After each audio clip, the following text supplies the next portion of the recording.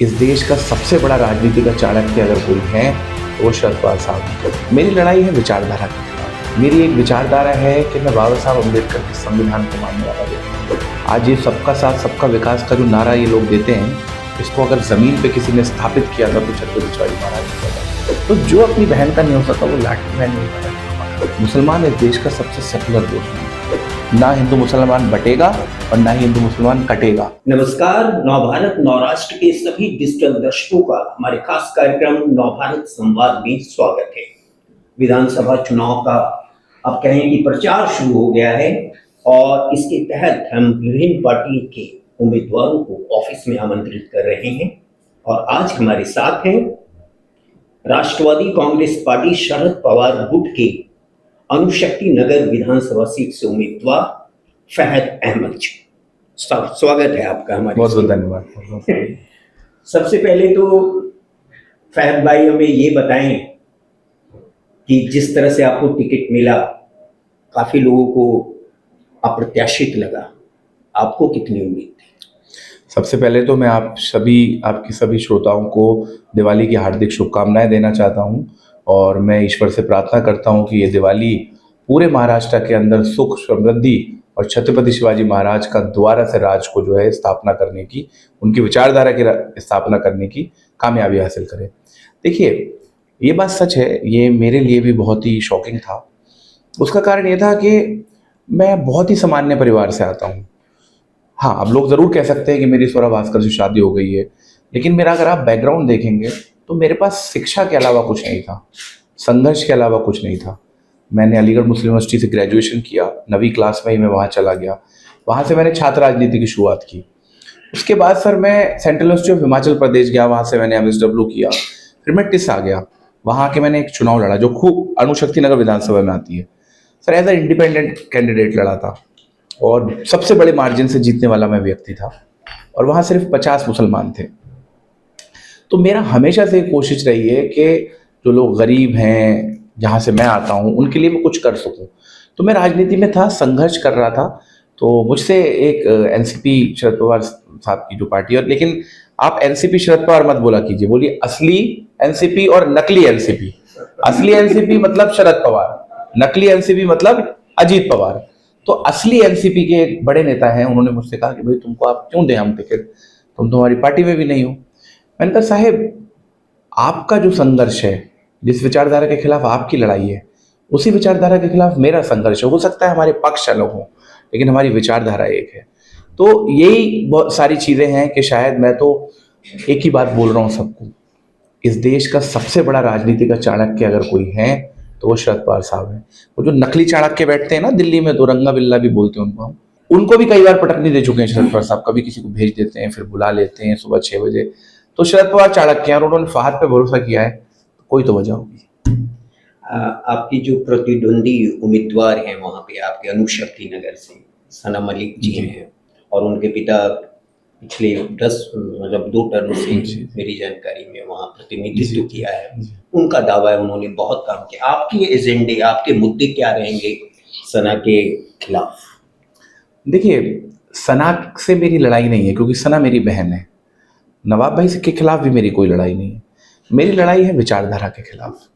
मेरी एक विचारधारा है कि मैं बाबा साहब अम्बेडकर के संविधान को मानने वाला व्यक्ति हूँ। मैं छत्रपति शिवाजी महाराज का जो कम्युनल हार्मनी का जो मॉड्यूल था, असल में सर हमारे साथ बड़ी एक नाइंसाफ़ी हुई है। छत्रपति शिवाजी महाराज को सिर्फ हिंदुओं का नेता बना के प्रस्तुत करते हैं, लेकिन मैं सच बताऊं, छत्रपति शिवाजी महाराज सबके थे। आज ये सबका साथ सबका विकास का जो नारा ये लोग देते हैं, इसको अगर ज़मीन पे किसी ने स्थापित किया था तो छत्रपति शिवाजी महाराज ने किया था। तो मुझे लगता है मेरी चुनौती सना से और नवाब भाई से नहीं है, मेरी चुनौती उनकी विचारधारा से है। जिस विचारधारा से वो पहले चुनाव लड़ते थे, उस विचारधारा में हम भी उनका सपोर्ट करते थे। अभी आप बोलते हैं मेरी मजबूरी थी उनके साथ जाना, तो संजय राउत जी की भी मजबूरी हो सकती थी, जेल तो वो भी गए थे। अनिल देशमुख साहब की भी मजबूरी हो सकती थी, जेल तो वो गए थे। चलिए मान लिया आपकी मजबूरी है, बट हमारे अणुशक्ति नगर की जनता की तो कोई मजबूरी नहीं है ना, क्योंकि आपको तो जेल से बचा लिया गया है। अब आप चुनाव हार भी जाओगे तब भी जेल से बचे रहोगे क्योंकि उनकी पार्टी में हो। तो मुझे लगता है आप अपनी मजबूरी पूरी कर लो और हम अपना कर्तव्य पूरा करते हैं। आपने मुद्दों की बात की साहब, हम फिनेंशियल कैपिटल में रहते हैं देश की, आज भी अणुशक्ति नगर में पानी नहीं है पीने का। भारत नगर एक इलाका है, मेरी माएँ बहनें ऊपर चढ़ती हैं 20 लीटर का गैलन लेके, तब जाके वो पानी वहाँ तक पहुँचता है। वहाँ पर कोई बीएमसी का ऐसा मैटरनिटी सेंटर नहीं है, हमको भागना पड़ता है दूसरे इलाकों में जो विमेन प्रेग्नेंट होती है। सर वो चढ़ने का वहाँ रास्ता नहीं था। मैंने एक मेरी पत्नी कुछ महीने पहले प्रेग्नेंट थी, तो मुझे याद है वो ऐसा टेरर का टाइम था कि कुछ हो ना जाए, कुछ हो ना जाए। मैंने एक महिला को सीढ़ी पे चढ़ते हुए देखा, जो सीढ़ी पूरी तरीके से टूटी हुई थी। मैं बीएमसी अधिकारियों के पास गया, मैंने उनसे विनती की साहब कि आपको ये बना के देना पड़ेगा। और हमारे अधिकारी बहुत अच्छे होते हैं, दिक्कत ये है कि हम लोग रिसर्च नहीं करते। हम आता है कोई भी उठा के एप्लीकेशन देते हैं, ऐसे नहीं काम होता है। पहले आप उस इशू को समझें, उस मुद्दे को समझें, उसके बारे में स्टडी करें, कौन सी कमी है, मैं गया बीएमसी अधिकारियों ने, मैं कुछ भी नहीं हो साहब, मैं ना नगर सेवक था ना मैं विधायक था, उन लोगों ने सीढ़ी बनवा दी। तो मेरा ये कहना है मुद्दे बहुत हैं। वहाँ पर स्किल सेंटर जैसी कोई चीज़ नहीं है, वहाँ पर लाइब्रेरी नहीं है। वहाँ पे क्या है मैं बताता हूँ, कमीशन खोरी।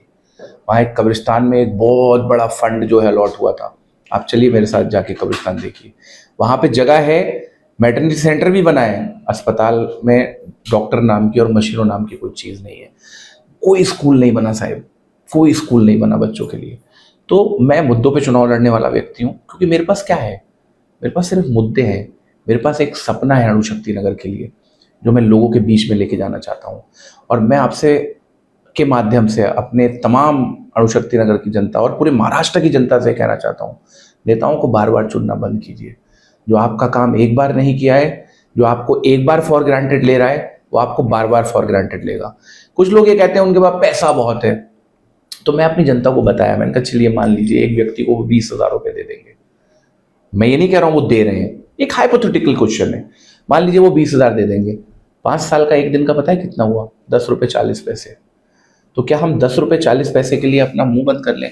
क्योंकि जो व्यक्ति से आपने एक बार पैसा ले लिया, उसके सामने आप बोल नहीं सकते, क्योंकि उसको पता है कि अगली बार जब मैं चुनाव आएगा तब पैसे दे दूंगा, इसको चुप कर दूंगा। मजा तब आता है, अजीत पवार साहब पूरे महाराष्ट्र में घूमते हैं, लाडकी बहन योजना, लाडकी बहन योजना, लाडकी बहन योजना।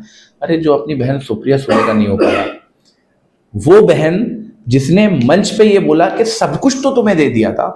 भाई कौन सा ऐसा प्रदेश अध्यक्ष थे, जब सरकार नहीं होती थी तो नेता विपक्ष होते थे, जब सरकार होती थी तो सबसे ज्यादा बार डीसीएम बनने का उनको मौका मिला। शरद पवार साहब ने भी कल कहा कि मैंने सुप्रिया सुले को दिया क्या था जो आपको मेरे ऊपर, वो एक मेंबर ऑफ पार्लियामेंट है, इससे ज्यादा क्या थी सुप्रिया सुले? तो जो अपनी बहन का नहीं हो सका वो लाडकी बहन योजना का ड्रामा कर रहा है। ये सब जो राजनीति है, इसमें मुस्लिम राजनीति एक अलग यानी उसका पहलू देखा गया है लोकसभा इलेक्शन के टाइम। तो वो आप अभी विधानसभा में कैसा देखते? क्या पहलू देखा गया है? वो एक गट्ठा मतदान जो है, जिसको कहीं कॉन्सेंट्रेटेड हो गया मतदान और वो एक ही साइड चला गया, जो डिवाइड होता था एमआईएम कभी वोट काटने के लिए भी कई बार मुस्लिम कैंडिडेट या कांग्रेस के कैंडिडेट के खिलाफ कोई मुस्लिम कैंडिडेट डाल दो या ये करो, तो ये इस टाइप की जो राजनीति। देखिए मैं बहुत दावे से आपके साथ कहना चाहता हूँ, और मैं खुद पीएचडी किया हूँ, कर रहा हूँ, इसलिए मैं आपको ये बात बोल रहा हूँ। मुसलमान इस देश का सबसे सेकुलर वोट बैंक है, और मैं उसका डेटा आपको दे सकता हूँ। आप ये बताइए कितने मुस्लिम उम्मीदवार हैं जो चुनाव लड़ते हैं? हम किसको वोट करते हैं? हमारा नेता कौन है? हमारा नेता हमेशा से एक हिंदू होता है। पहले हमने जवाहरलाल नेहरू को नेता चुना, मोहम्मद अली जिन्ना को नहीं चुना। उसके बाद महात्मा गांधी जी को हमने, उससे पहले हमने महात्मा गांधी जी को नेता चुना। आज हमारा नेता कौन है? आज हमारे नेता राहुल गांधी हैं, आज हमारे नेता उद्धव बाला साहब ठाकरे हैं, आज हमारे नेता तेजस्वी यादव है, अखिलेश यादव है। हम उन लोगों को वोट नहीं कर पाते जो लोग दंगा कराना चाहते हैं, जो लोग ये कहते हैं कि मस्जिद में घुस के मारेंगे। आप किसी के धर्म स्थल पे इस तरह की बात करें, और साहब सिर्फ मुसलमानों का धर्म स्थल नहीं, कोई अगर मुसलमान ये बोलते कि मैं मंदिर में घुस के मारूंगा तो सबसे पहले उसको मैं मारूंगा। क्यों? क्योंकि ये कुछ लोग होते हैं, अमित शाह जी ने तो अपने बेटे को बना दिया आईसीसी का प्रेसिडेंट, अब जो गरीब हिंदू है उसके बेटे को ये दंगाई बनाना चाहते हैं। मेरा सपना है सर कि जो को एग्जिस्टेंस का मॉडल है, हमारा देश एक गुलदस्ता है। और आप ये सोचिए कि मान लीजिए एक परिवार में 20 लोग हैं, और आप ये सोचें कि सिर्फ 12 लोगों का उत्थान हो और 8 लोगों का उत्थान ना हो, तो क्या वो परिवार सक्सेसफुल हो पाएगा? कुछ लोग चाहते हैं मुसलमानों को बिल्कुल कूड़े कबाड़े में फेंक दिया जाए। तो देश क्या है? क्या देश ऐसे करके नक्शा खींच दिया वो देश है? देश की जनता बनाती है। तो 25 करोड़ जो 20 करोड़ जो मुसलमान हैं, हमें उनको भी ऊपर उठाना पड़ेगा। क्यों? क्योंकि हमें देश को ऊपर उठाना है। और वो कब होगा? जब मैं और आप मिल के काम करेंगे। जब एक हिंदू 70 सालों तक के वो उत्थान हुआ नहीं है। नहीं, ऐसा नहीं है, मतलब मेरा इसमें थोड़ा सा एक डिफरेंस ऑफ ओपिनियन है। ऐसा नहीं है कि कुछ भी नहीं हुआ है, चीज़ें हुई हैं। जैसे मैं आपको बताऊं, मेरे परिवार में किसी ने 10वीं भी पास नहीं की, आज मैं पीएचडी कर रहा हूँ। हमारे मुस्लिम समाज के अंदर शिक्षा को लेके कई क्रांति आई है, और वो क्रांति ऐसी क्रांति है कि लोग अब 2 वक्त भूखा रहना पसंद करते हैं।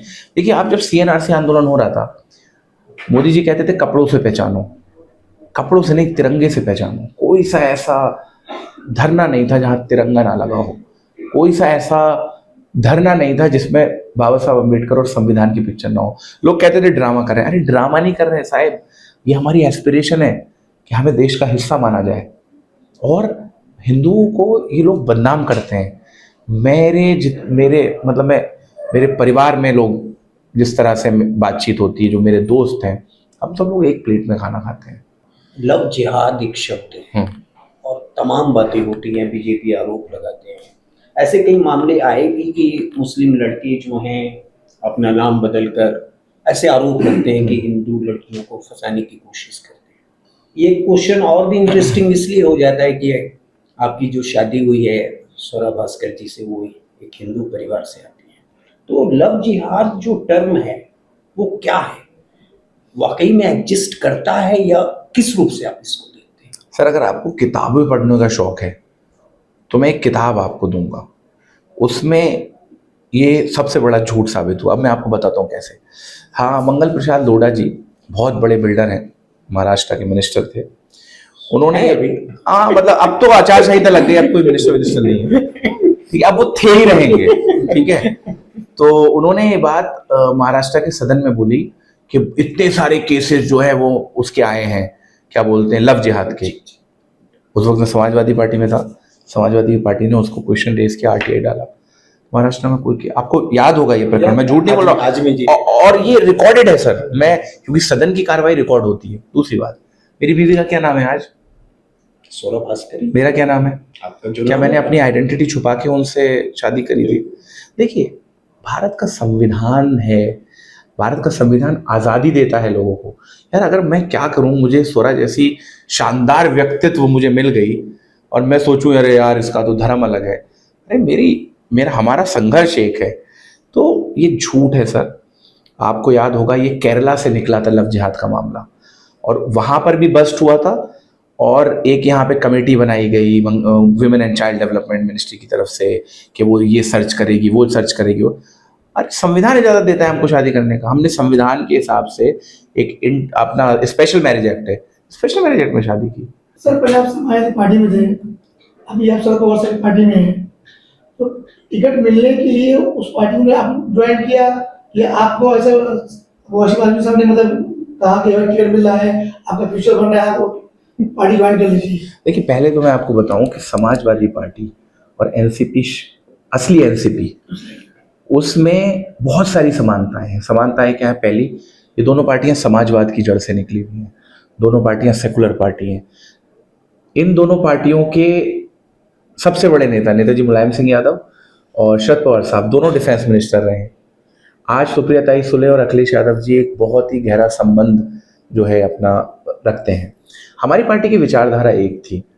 मुझे पूरी तरीके से ये बात बोली गई अखिलेश यादव जी के द्वारा और अबू आसिम आदमी साहब के द्वारा कि अगर फहाद, देखिए शरद पवार साहब की सिंबल की कुछ ही सीटें हैं जो वो लड़ते हैं बॉम्बे में, उन्होंने कहा हमें कोई दिक्कत नहीं, तो मैं कोई लड़के या झगड़ के। अखिलेश यादव जी ने मुझे फ़ोन किया, उन्होंने मुझसे बोला कि आप बिल्कुल चिंता मत करो, तुम जो संघर्ष कर रहे हो उस संघर्ष को जारी रखना, और जिन विचारों और जो विचार और मूल्य तुमने समाजवादी पार्टी में सीखे हैं, उन और विचार और मूल्य और उस संगठन की पावर से आप शरद पवार साहब के लिए मदद करना। मैं तो मतलब मुझे तो ऐसा लगता है पता नहीं मैंने कौन से पुण्य किए थे, उन पुण्यों के कारण शरद पवार साहब जैसा नेता, अगर वो एक नौजवान के ऊपर भरोसा किया है, बट मैं इस भरोसे को अब टूटने नहीं दूंगा। अभी एक बात चल रही है कि बीजेपी सना मलिक को सपोर्ट कर रही है बट नवाब मलिक को नहीं, इसके ऊपर आपका क्या कहना है? यार वो तो नवाब भाई बता ही सकते हैं, वो तो मैं नहीं बताऊंगा, लेकिन मुझे इतना पता है कि सना मलिक जी जो हैं वो हमारी बीजेपी के साथ हैं, हमारी तो नहीं बोलना चाहिए था, सॉरी, बीजेपी के साथ हैं। तो बस मुझे एक ही चीज़ का अफसोस है कि उनको वहाँ नहीं जाना चाहिए था। इसलिए नहीं जाना चाहिए था क्योंकि इन्होंने ही तो आपके पिताजी को जेल में डाला था। इन्होंने ही तो आपके पिताजी के बारे में कहा था कि वो दाऊद इब्राहिम के जो है के बारे में, सच था झूठ था मुझे कुछ नहीं पता, जो भी क्योंकि जो सबजुडिस मैटर है उसमें मुझे बोलने का अधिकार नहीं है। ऐसे लोगों से नहीं मिलना चाहिए जो लोग आपको आपके ऊपर इल्ज़ामात लगाएं, जो राजनीति में आपके परिवार को इन्वॉल्व कर लें। तो बहुत सारी चीज़ें हैं, इस बात का दुख है। और अगर नवाब भाई चुनाव लड़ रहे होते तो सेकुलर दर से तो मैं कभी नहीं लड़ता। और एक मुद्दा है कि जैसे कि बहुत बार बोला जाता है स्वरा भास्कर के प्रति, हम्म। ये जो सेंटेंस है वो आप किस तरह से लेते हैं? मतलब मेरा सीना जो है गर्व से, हाँ, मेरा सीना जो है गर्व से चौड़ा हो जाता है। उसका कारण ये है, हमारे देश के अंदर महिलाएं अपने पति के नाम से जाना जाती हैं। फला की पत्नी, फला की माँ, फला की बुआ, ठीक है। पत्नियों की अपनी आइडेंटिटी, मतलब महिलाओं की अपनी आइडेंटिटी ही खत्म हो गई है। इससे बेहतर क्या हो सकता है कि मैं एक ऐसे व्यक्ति का पति हूँ जो ना किसी से डरती है, ना किसी से झुकती है, जो सच है उसको सच बोलती है। और इसके कारण पता है बॉलीवुड में क्या चर्चाएं होती हैं, यार स्वरा भास्कर जैसी एक्ट्रेस चाहिए, पर स्वरा भास्कर नहीं चाहिए। तो इसीलिए सर मैं और मुझे अफसोस हुआ कि मेरी जो बहन है सना मलिक, उन्होंने एक मीडिया इंटरव्यू में बोला कि नवाब मलिक की बेटी होना ज़्यादा अच्छा है एक एक्ट्रेस का पति होने के कारण। मतलब मैं तो, मुझे लगा पता नहीं कौन ही इनका सलाहकार है, वो एक महिला होके महिला की आइडेंटिटी पे अटैक कर रही हैं। भाई उनके भी तो पति हैं, ठीक, आज वो नेता है, उनके पति को क्या बुलाया जाएगा, ये सना मलिक जी के पति हैं, ठीक। तो मतलब एक महिला को तो खुश होना चाहिए था कि एक महिला, तो यही चीज है कि मुझे I am very proud to be the husband of Swara Bhaskar, but I have my own identity as well. आपके कॉन्स्टिट्यूएंसी में ये सब बाकी का जो नेक्सस, जो ड्रग्स और ये सब जो एंटी सोशल एलिमेंट्स, ये नहीं बढ़ने का कारण कुछ आया आपके रिसर्च में समझ? सर मुझे ये समझ में आया कि लोग, एक विधायक ये नहीं समझ पाता है शायद कि ये मेरा काम है। हम लोगों ने वादा किया, हमने नशे के खिलाफ एक बहुत बड़ी रैली निकाली थी, मैंने आपको भेजा भी था अगर आपने देखा हो। हम लोगों ने कुछ वादे किए हैं कि हम एक ऐप बनाएंगे जिसमें आप अपनी आइडेंटिटी को बताए बगैर हमको लोगों के बारे में जानकारी दें। और सर देखिए, मैं प्रशासन के साथ काम करूंगा, लेकिन अगर प्रशासन मेरा सपोर्ट नहीं करेगा तो और भी बहुत सारे तरीके होते हैं प्रशासन को ये बताने के लिए कि हम अपने इलाके को ड्रग का हब नहीं बनने देंगे। अगर किसी को नौकरी करने, अब हम सब देखिए, नौकरी जब मिलेगी, आपको एक चीज़ और बताता हूँ सर, बहुत ही इंटरेस्टिंग बात है। बेसिकली अमेरिका के अंदर ये कहा जाता है कि ब्लैक्स के इलाके में ज़्यादा क्राइम होता है, इंडिया में कहा जाता है कि मुसलमानों के इलाके में क्राइम होता है ज़्यादा। ये आधा सच है। ये आधा सच क्यों है? हर उस इलाके में क्राइम होता है जिस इलाके के अंदर बेसिकली शिक्षा ना हो, जिस इलाके के अंदर, मान लीजिए क्या मैं चोरी कर सकता हूँ, क्यों नहीं करूँगा, क्यों? अरे यार मुझे सब जानते हैं, लोग क्या कहेंगे, मेरी समाज में एक पहचान है, हाँ मैं कैसे डकैती कर सकता हूँ। हमें उन इलाकों में शिक्षा पहुँचानी होती है, हमें उन इलाकों में लोगों की सेल्फ स्टीम बढ़ानी होती है, उनकी सोशल मोबिलिटी बढ़ानी होती है। उससे क्या होता है कि फिर जब लोगों की सेल्फ स्टीम बढ़ जाती है तो वो कॉन्शियस हो जाते हैं कि नहीं नहीं यार, लोग मुझे पहचानने लगे। अब जिस व्यक्ति के पास खाने के लिए नहीं है, जिस व्यक्ति की समाज में कोई पहचान नहीं है, जिस व्यक्ति पे लोग जुल्म कर रहे हैं, वो ये सोचता है ऑप्शन क्या बचा मेरे पास। इस सरकार की जिम्मेदारी है। होता क्या है, लोग कहते हैं मुसलमानों को तो एक ही इलाके में रहना पसंद है। नहीं साहब, हमारा भी सपना है कि हमारे इलाके साफ हों, हमारी गलियां साफ हों। जो घिटोआइजेशन है वो प्रोसेस का पार्ट है। पहले दंगे होते हैं, मुसलमान डर जाता है इसलिए भिवंडी बनता है, फिर दंगे होते हैं, मुसलमान डर जाता है, फिर मुमरा बनता है, मुसलमान अपने आप को कंसोलिडेट करता है। ये सिर्फ इंडिया में नहीं होता, ये अमेरिका में भी होता है ब्लैक्स के साथ।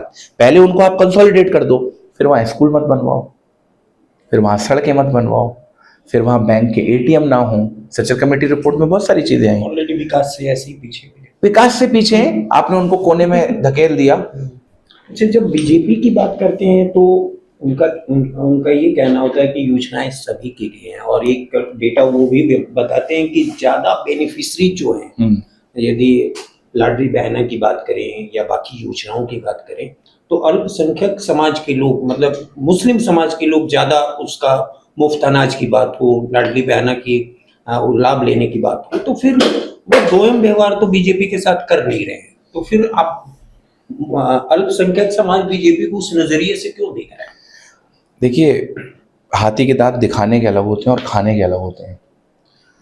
जब नरेंद्र मोदी जी ये बात बोल रहे होते हैं तभी उनका एक कार्यकर्ता नफरत फैला रहा होता है ज़मीन पे, और जैसे ही मुसलमान का कोई काम हो रहा होता है तो वो जाता है पुलिस स्टेशन में और बोलता है कि इनके ऊपर FIR करा लो। तो सर, ये कहने की बातें हैं, मीडिया में अच्छी लगती हैं, ज़मीनी हकीकत से आप भी वाकिफ़ हैं, इस ज़मीन पे नहीं उतरती। लाइए मुझे डेटा दिखाइए जब वो ये बोलते हैं। कोई डेटा है? मैं तो देखिए PhD वाला आदमी हूँ, मेरे को डेटा समझता है, मुझे डेटा दिखाइए जब वो बोल रहे हैं। कैसे करके मुसलमान ज़्यादा ले सकता है जब मुसलमान है ही बहुत कम? भाई 11% मुसलमान है, आप मुझे लाडली बहन योजना में, और बात यहाँ मुसलमान हिंदू की है ही नहीं। सबसे पहला क्वेश्चन ये, आप क्यों इस तरह से बोल रहे हैं कि अल्पसंख्यकों को ज़्यादा वो मिलती है, चीज़ें मिलती हैं? आप ये बोलो जिसको जितनी ज़्यादा ज़रूरत है, जो जितना ज़्यादा पिछड़ा हुआ है। धर्म कहाँ से आ गया?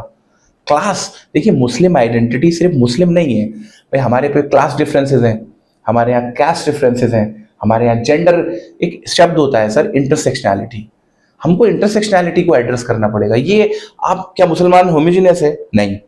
साउथ का मुसलमान अलग है, महाराष्ट्र का मुसलमान अलग है, यूपी का मुसलमान अलग है।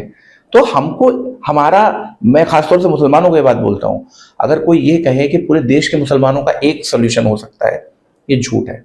महाराष्ट्र के मुसलमानों का सोल्यूशन अलग आएगा, साउथ के मुसलमानों का सोल्यूशन अलग आएगा। हमें अपनी रीजनल आइडेंटिटी पे भी काम करना चाहिए। तो मैं ये कह रहा हूँ कि हाथी के दांत दिखाने के और खाने के और। कंक्लूड करेंगे कि बटेंगे तो कटेंगे। हाँ, बिल्कुल सही बोल रहे हैं। अगर हिंदू मुस्लिम बटेगा तो उन दोनों में वो आपस में लड़ाई करा देंगे। इसलिए हिंदू मुस्लिम को एक होना है, और जो लोग इस तरह के नारे दे रहे हैं उनको वापस, ना हिंदू मुसलमान बटेगा और ना ही हिंदू मुसलमान कटेगा।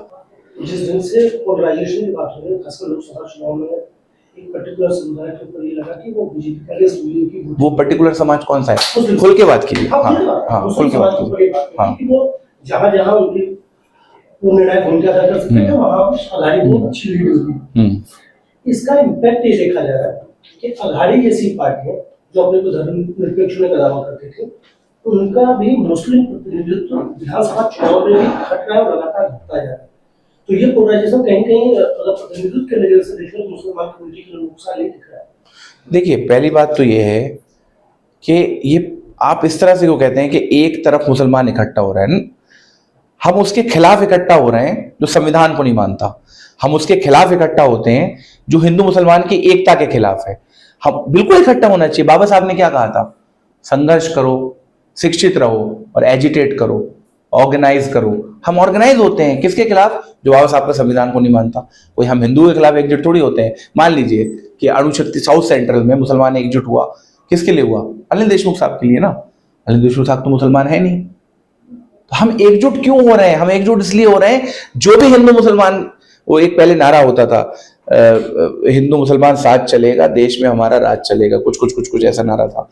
तो हम सिर्फ उन लोगों के खिलाफ एकजुट होते हैं जो लोग हिंदू मुसलमान को बांटना चाहते हैं। दूसरी बात रही प्रतिनिधित्व की, ये एक बहुत ही महत्वपूर्ण सवाल है और मुझे लगता है कि इसको एड्रेस करना चाहिए, क्योंकि अगर हम, और सिर्फ मुस्लिम समाज ही नहीं, खासतौर से हमारे दलित, खासतौर से हमारा मराठा समाज, खासतौर से हमारे आदिवासी लोग, तो जिसकी जितनी हिस्सेदारी उसकी उतनी भागीदारी, ये समाजवाद का नारा रहा है कि जिसकी जितनी संख्या है उसको उतना मिलना चाहिए। 5% वाला 50% पे ना हो, तो इसमें कोई बुराई नहीं है। और मुझे लगता है राजनीतिक पार्टियां हल्के हल्के इस चीज़ को रियलाइज कर रही हैं, और हम लोग ये देखेंगे कि लोगों का प्रतिनिधित्व उतना होगा जितनी उनकी हिस्सेदारी है। कंक्लूड करेंगे, आप अपने वोटर्स जो शक्ति नगर के हैं, मुंबई के हैं, महाराष्ट्र के हैं, उनको अपनी तरफ से क्या कहना चाहिए? मैं आप सबसे यही विनती करना चाहता हूँ, मैं अपनी उम्मीदवारी के लिए वोट मांगने की बात ही नहीं करता।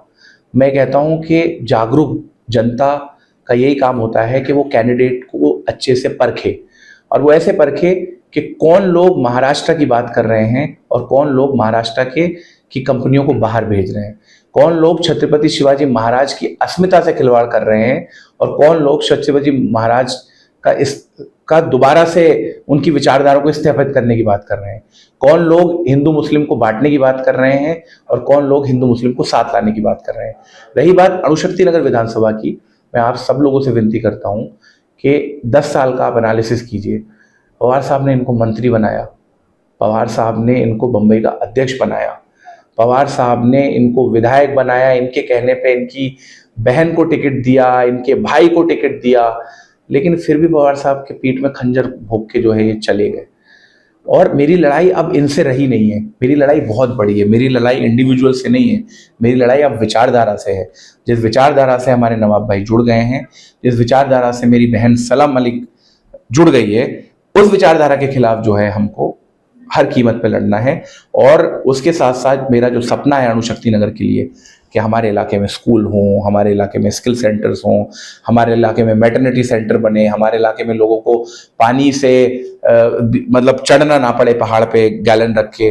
और एक चीज़ ये कि हमारे इलाके में एक बहुत बड़ी समस्या है सर, माडा की बिल्डिंग है, MMRDA की बिल्डिंग्स हैं। जब BMC के पास जाओ तो वो कहते हैं नहीं माडा वाले करेंगे, जब माडा वाले के पास जाओ काम के लिए तो वो कहते हैं नहीं ये BMC वालों का काम है। पूरा कोलैप्स है सिस्टम का, कोई नेगोशिएशन किसी ने किया नहीं है। सबसे पहले मेरा काम यही होगा कि मैं सबको एक प्लेटफॉर्म पे लेके आऊं और उस प्लेटफॉर्म पे लाने के बाद सारे अधिकारियों को एक साथ बैठाया जाए, ज्वाइंट मीटिंग हो, ये कंफ्यूजन क्योस खत्म हो। चीतानगर में जो चीता कैंप में जो ड्रग्स की प्रॉब्लम बढ़ रही है उसको कैसे टैकल किया जाए, ये मैं नहीं करूंगा। जो ड्रग्स पे काम करने वाले देश और दुनिया भर के लोग हैं, मैं सबको जानता हूँ। मैं इसलिए जानता हूँ क्योंकि मैं सोशल वर्क बैकग्राउंड से आता हूँ, मैं प्रोफेशनल सोशल वर्कर हूँ, MSW पे। तो इन सारे मुद्दों पे काम करेंगे। आप अच्छे उम्मीदवार का चयन करें और महाराष्ट्र में इस चुनाव के पर्व में आप एक अच्छी सरकार बनाएं। मेरी यही आप लोगों से हाथ जोड़ के विनती है।